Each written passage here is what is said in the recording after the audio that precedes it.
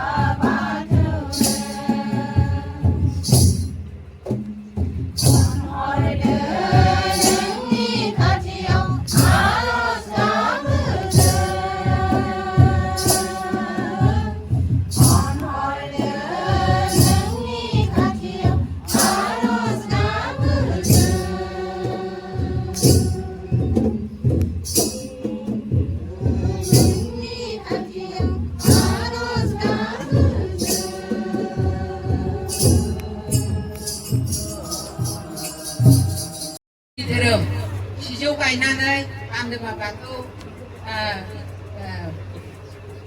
जिदाइन जरा आरो बान्दोबा खामि हेबनानै दाउथु बिखा हेबनानै बिनि गेजेराव सिजौनि गुदियाव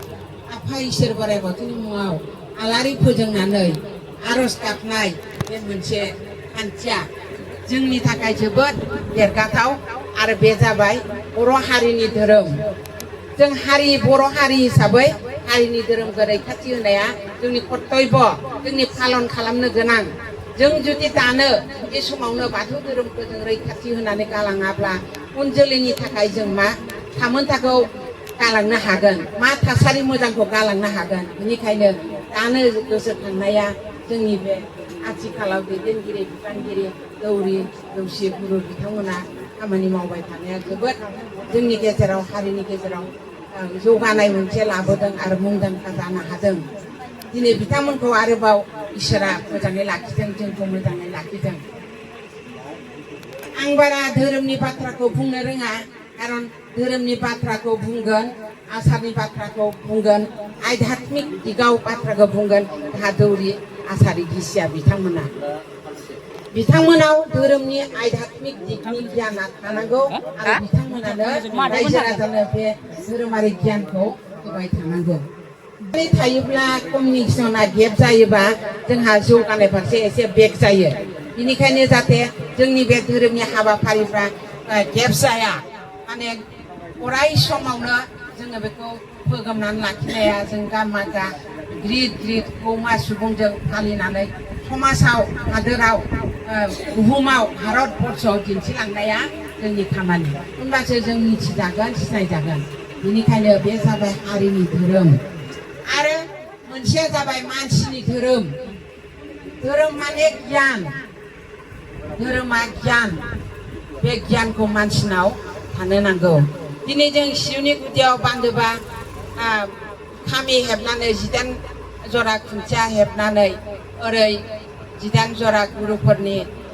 फाथालि होनानै साहाथिं माइनाव बोराइ माइनाव बुरि जोंखौ जिथु जाहोनानै फोथांनानै लाखिनाय बिनि बावथाय होना खोलाहा 5 राजा मोनबा गोहोनि बिगोमा जाय बिगोमाया मोनबा गोहो गोथौ आरो गुवार बे मोनबा गोथौखौनो जों मिथिस' हाया सानस' हाया बेखौ होनानै मानसिफोरखौ बुजायनो थाखाय मानसिफोरनि गियान होनो थाखाय मानसिफोरखौ रागा दुगा खैखाखौ गादबनानै अराय सम गुरै नर्मेल नोरोमै खामानि मावलांनाय राव बाहायनाय खामानि मावलांनाय मानसिफोरखौ मान होनाय बे गियानखौ होनो थाखाय जोंनो बे बाथौ बिथाखौ जोंनो दा दिन्थिनानै होदों बिनि गेजेरजों जोंनाव मोनसे मानसिनि धोरोम थानांगोन जों बाथौखौल' खिबु फेथें फेथें मंगलबार बाराय बा अराय सम फुंनि मोनानि खुलुमबाय थाबाल' जाया खुलुमनायाथ' खुलुमखानांगौ किन्तु बिनि गेजेराव जोंनाव सुबुंनाव मोनसे धोरोम थानांगोन सुबुंनि धोरोमानो जाबाय सैथो बाथ्रा बुंनाय खौसेयै थानाय गोथारथि लाखिनाय गेदेरखौ मान होनाय उन्दैखौ अननाय दाय फोदो जायोबा निमाहा होनाय रागा दुगा दबथायनाय मोनजायैखौ जायै जेराव थांनाङा बेयाव थाङै जेखौ मावनांगौ बेखौ गोसो गोथार बाथ्रा बुंनो हागोन बायदि बायदि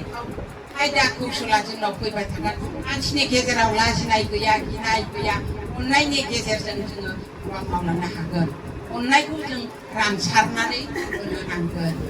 आरो जौगानाय फारसे जोङो जौगालांनांगोन खोमसिनि फारसे जों उनफिननांगोन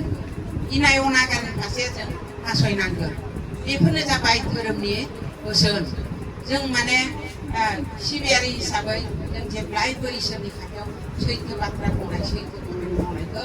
अराय सम लांबाय थानांगोन जुदि साफ्रोमबो बे मुलुगाव साफ्रोमबो सुबुङानो बिदि गोथारथि सैथो जायोब्ला बे बुहुमा बे हादोरा मानो